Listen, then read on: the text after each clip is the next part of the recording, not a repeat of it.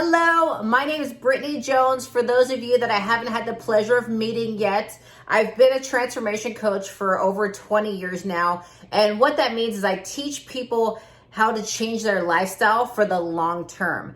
And of course, I didn't start out like this. It's been a long time of trials, tribulations, me going through a lot of growth and learning myself. And so many of you may think that, oh, well, she doesn't understand what I'm going through because she's been in shape her whole life or she's been a coach her whole life, which is very much not true. I've had my own personal battles, and in addition to working with clients from all different shapes, sizes, backgrounds, challenges, the whole nine yards. So I have the pleasure of addressing some of your guys' questions today.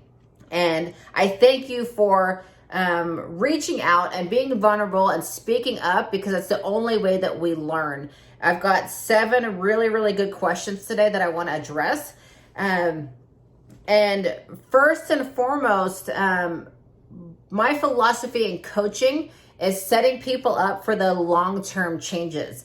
There are so many diets out there. A lot of what I feel is out in the world, in magazines, online, that kind of stuff, is a lot of misinformation.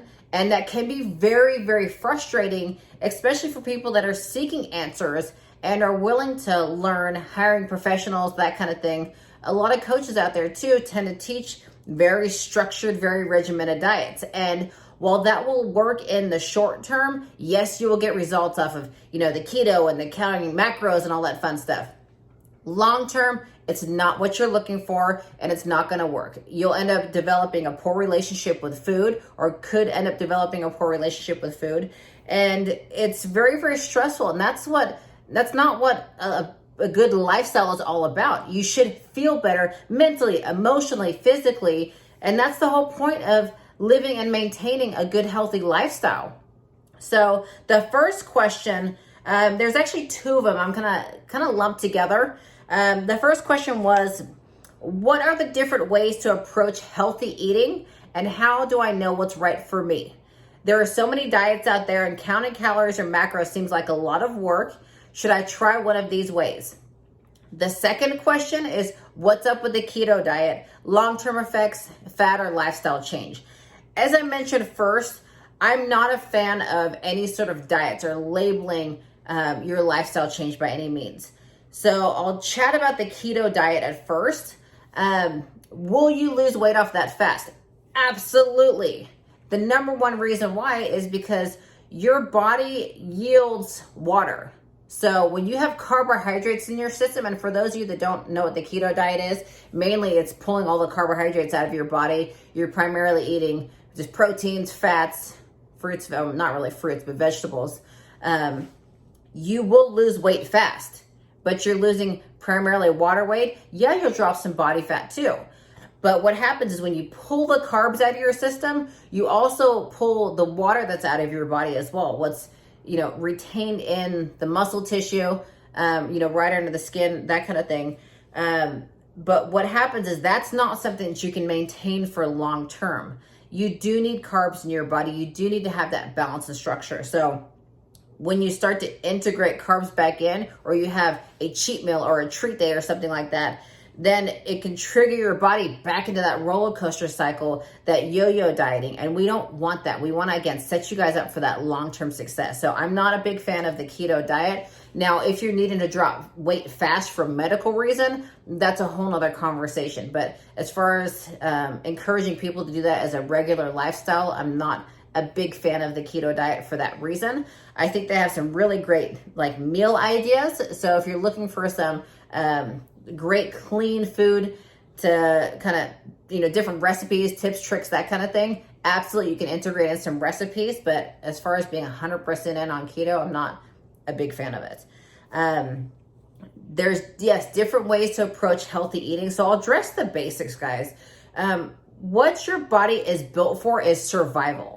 So if you want to burn body fat, if you want your body to speed up, you have to do 3 things. You got to feed your body. So packing and prepping, eating every 3 hours, and drinking your water. That is the magic, the absolute key to success long term. So packing and prepping, eating every 3 hours, and then drinking your water.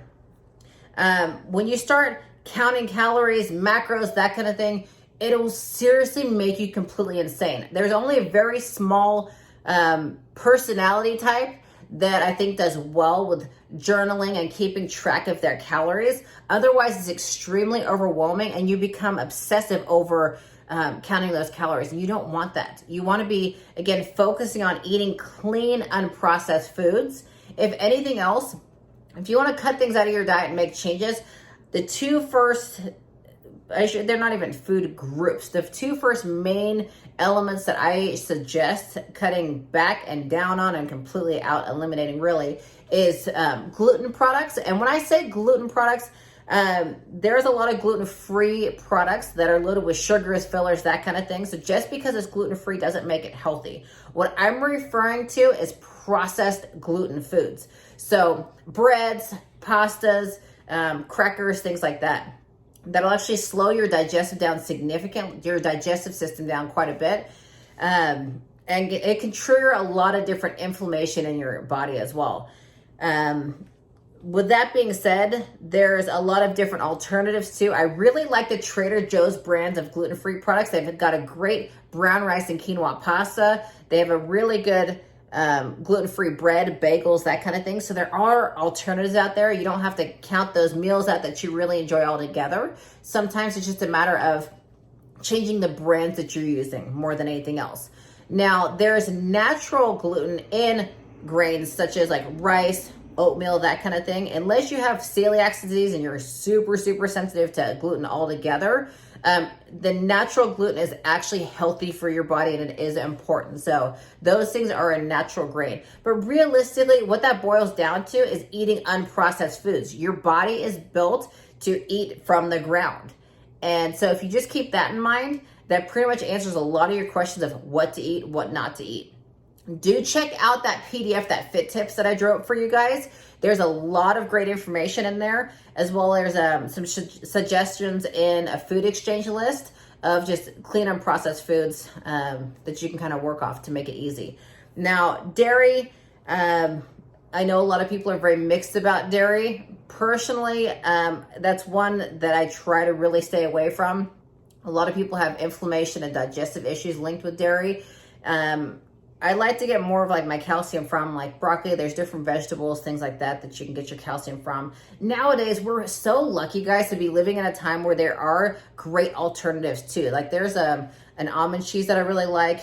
The goat's milk cheese is actually a really good option too. And it's very, very low in lactose. So I consider that a good option from dairy.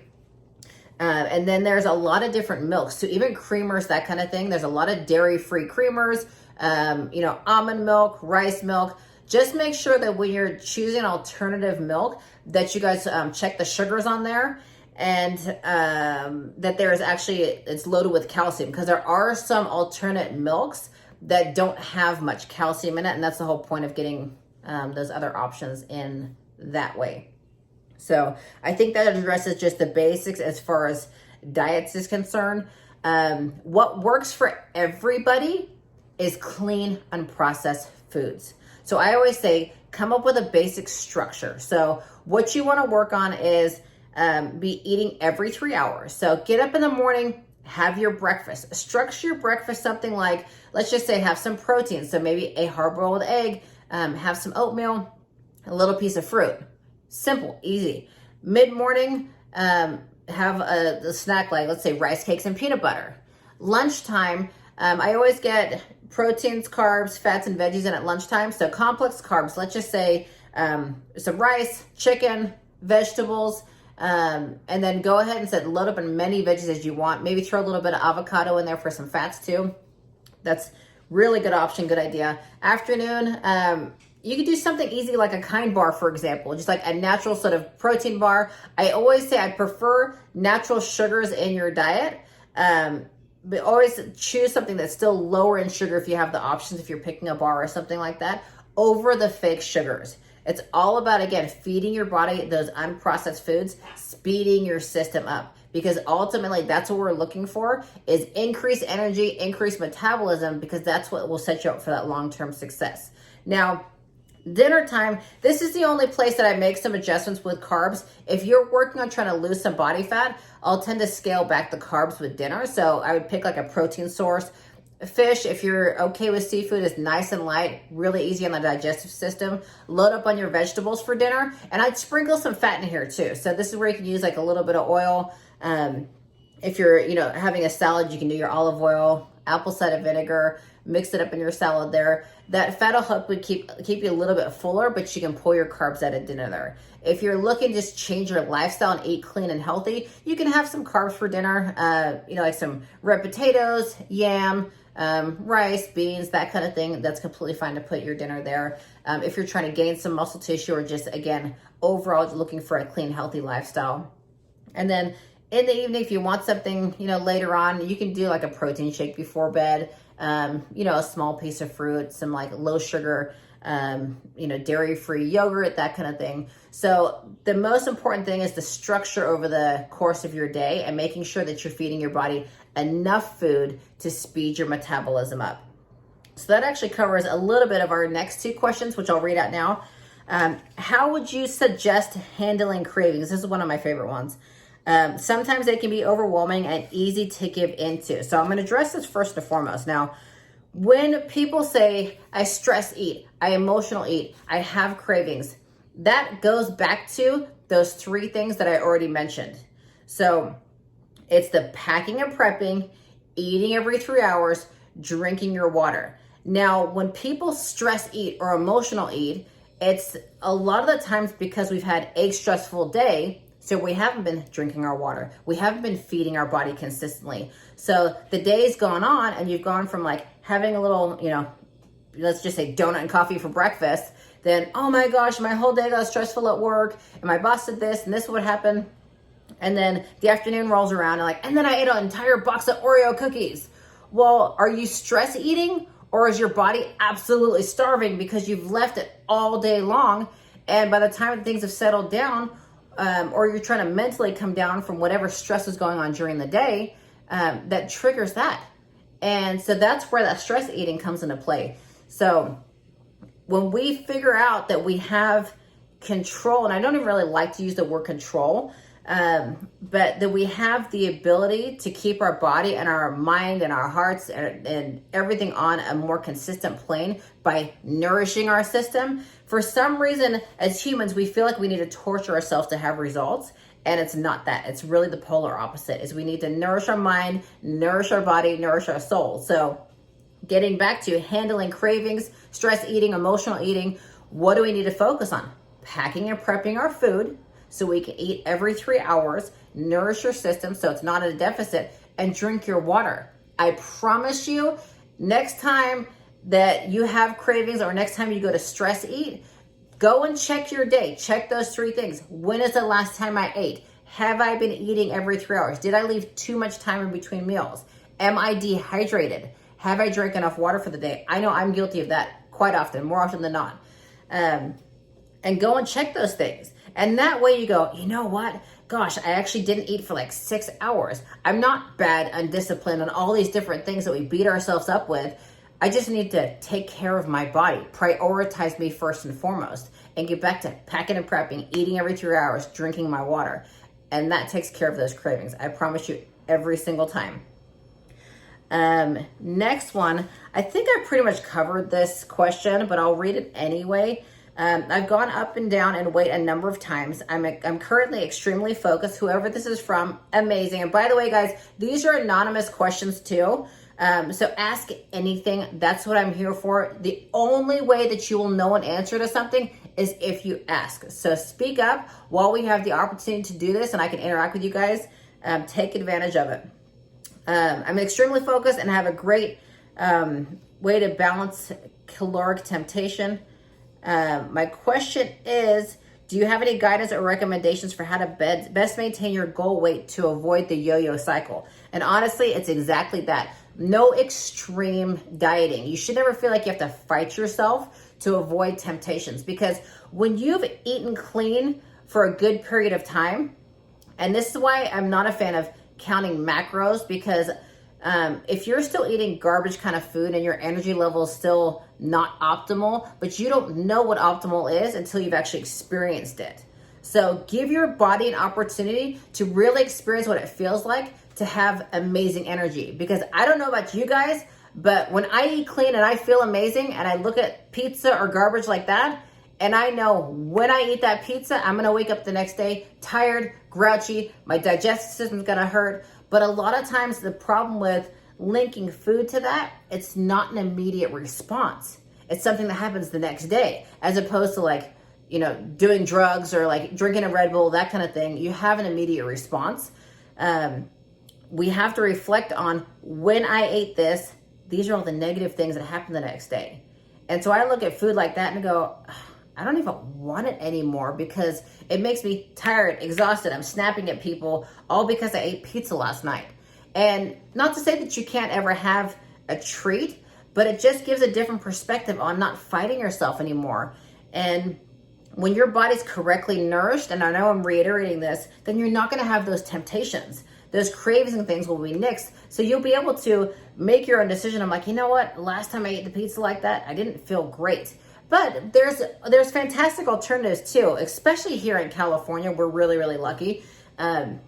There's a lot of pizza places out there that have gluten-free options. Same thing, if you want like a hamburger, go and buy. Udi's has a great bun. Make it at home instead so you can have the same foods. And like I mentioned earlier, it's just changing the brands that you're using. Don't go in and out if you really need to have something. Or if you do, just nix the bun and have the protein instead. So just make those very subtle changes to have drastic results. Because I promise you, when you guys feel amazing, you're not going to want to give that up. And then you become solely responsible for your energy levels, for your mood, for your productivity that's linked with when I eat like this, I feel incredible. So hopefully that answers that question. And if you guys want any more information in detail, reach out. Next one, somebody asked, can you demystify egg yolks and them not being good for you? I'm actually a fan of the egg yolks, but it's all in portion control though too. So there's a lot of great choline in there, and then the healthy fats that are in there too are really good for your body. So I say do like 1 egg yolk for like 3 egg whites, for example. So yes, keep your egg yolks in your diet. It is actually very a healthy fat that has great nutrients.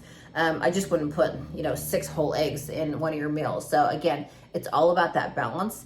So go ahead and have the yolk. It'll help keep you more full too.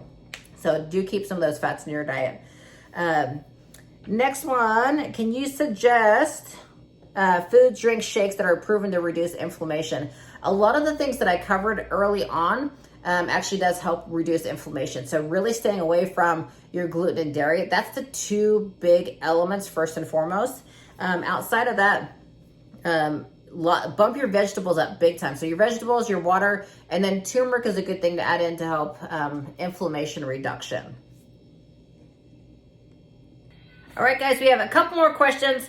The next one, is there a true healthy meal replacement drink that gives you the nutrients that you need? That's a pretty broad question, but there are a lot of really good meal replacement drinks out there. I'm more of a fan of kind of making my own, so getting a good base of protein of some sort. I don't generally use like a whey protein base. Pumpkin seed base is fantastic, so I try and stay away from a lot of the dairy-based protein shakes myself. Do check the sweeteners in there. It's another place you want to check, a bunch of artificial sweeteners.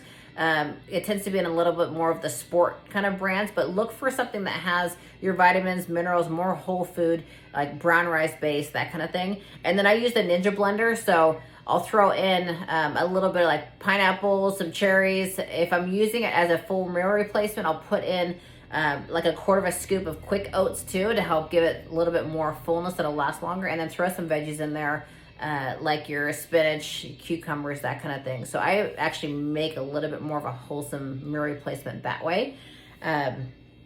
Last one is, besides a daily multivitamin, is there a supplement that is considered essential for nutrition? The only other things that I like that I think is very, very essential is some probiotics never hurt. We tend to always need a little bit extra something for our gut. Some fish oil is great. A lot of us don't get enough of our proper omegas. So a really good quality, high quality fish oil. It's important that you do get something that is good quality, because the lower quality stuff can be not that great for your system. And then lastly, I'm a big fan of doing some superfoods like some greens. So a scoop in the morning to help balance out the alkalinity in your body, detox your system. That's, I wouldn't say essential, but those are my favorite base supplements more than anything else. And making sure that you're getting enough protein in your diet too. So that's what I mainly use protein shakes for. They're not essential, but they're definitely a great, quick, easy snack. And a lot of people don't digest heavy meats all that great. So it's a nice way to get some extra protein and some more aminos through a good quality protein shake too. So I think that's it, guys. I appreciate you, appreciate your time. Speak up, ask any more questions. We'll do this again next week, and I will talk to you guys soon.